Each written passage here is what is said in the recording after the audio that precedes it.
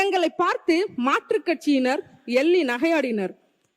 ஜெயிக்க மாட்டீங்க, ஆனா ஓட்ட பிரிப்பீங்க என்று கூறி எங்களுக்கு உட்கார கூட இடம் தரவில்லை. சரியாக 11:30 மணி அளவில் அனைவரும் மூக்கின் மீது விரல் வைத்த தருணம் அது. என்னடா நடக்குதுங்க, ஒட்டுமொத்த சாம்ராஜ்யத்தையுமே இப்படி சரிச்சிட்டாங்களே என்று தானாக எழுந்து எங்களுக்கு இடம் கொடுத்த நேரம் அது. மறக்க முடியுமா? நாளை யாருமே மறக்க முடியுமா? ஒரு விரல் புரட்சியை மக்கள் காண்பித்த தருணம் அது. ஒரு நிமிஷம் எங்களை தேர்தல் சமயத்துல ஒரு கூட்டம் சொன்னாங்க, அணில் கூட்டம் என்று. அணில் கூட்டமா? What bro, it's very very wrong bro.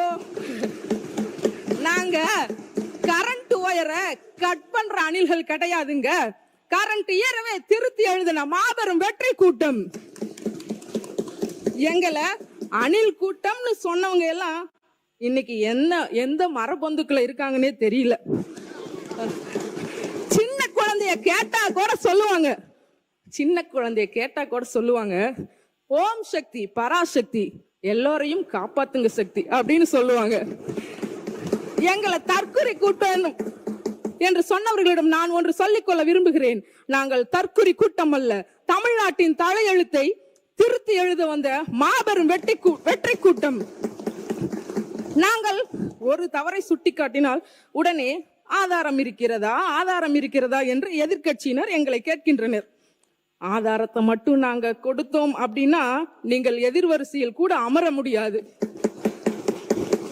மக்கள் உங்களை வேண்டான்னு சொல்லிதானே எங்களை தேர்ந்தெடுத்திருக்கிறாங்க. அப்புறம் ஏன் இந்த குமுறல்? நல்லா ஞாபகம் வச்சுக்கோங்க, போட்டியா இனிமே 2 பேருக்கு தான். ஒன்னு டிவிக்கே, இன்னொன்னு டிவிக்கே தான்.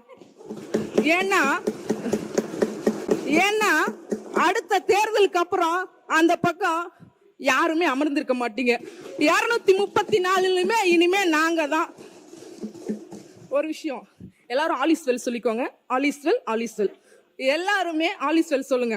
நல்ல வேலை நீங்க மட்டும் சர்க்கார் பட போஸ்டரை கிழிக்காம இருந்திருந்தீங்கன்னா நாங்க எல்லாரும் இந்த இடத்துக்கு வந்திருக்க மாட்டோம்.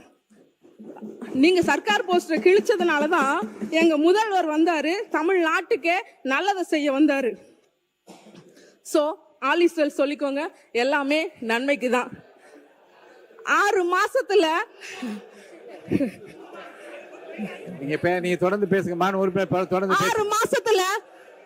6 மாசத்துல எங்களை அசைச்சு பார்த்தரலாம் என்று நினைக்கும் அனைவருக்குமே ஒன்று சொல்லிக்கொள்ள விரும்புகிறேன். 6 மாதங்கள் மட்டுமல்ல, இனி 60 வருடங்கள் ஆனாலும் சரி, எங்க கிட்ட இருந்து ஒரு செங்கற்கல்ல கூட உங்களால எடுக்க முடியாது. ரீல்ஸ் போடுறோம்னு சொன்னீங்க, நீங்களும் ரீல்ஸ் போட வேண்டியதுதானே? ஏன் நாங்க நல்லது செய்யணும்னு ரீல்ஸ் போட்டோம், தப்பு பண்ணவே கூடாதுன்னு நாங்க ரீல்ஸ் போடுறோம். ஆனா நீங்க ரியலாவே ரீல்ஸ் மட்டும்தான் பண்ணிட்டே இருக்கீங்க. மாண்புமிகு எதிர்கட்சி அண்ணா அவங்க ஒரு தடவை சொன்னாங்க, டென்ஷன் இல்லாம எப்படி இருக்கீங்க அப்படின்னு. மடியில கனம் இருந்தா தானே வழியில பயம் இருக்கும், அதனால எங்களுக்கு டென்ஷனே இல்லை. So cool. நாங்கள் வெற்றி பெற்றதை எதிர்கட்சியினரால் ஏற்றுக்கொள்ள இயலவில்லை. என்னடா இது, எல்லோரும் சின்ன பசங்களா இருக்காங்களே அப்படின்னு. மாண்புமிகு எதிர்கட்சி உறுப்பினர்களே, சின்ன தீக்குச்சி தான் ஒளி தரும் விளக்கையும் ஏற்றும், மாபெரும் காட்டையும் எரிக்கும்.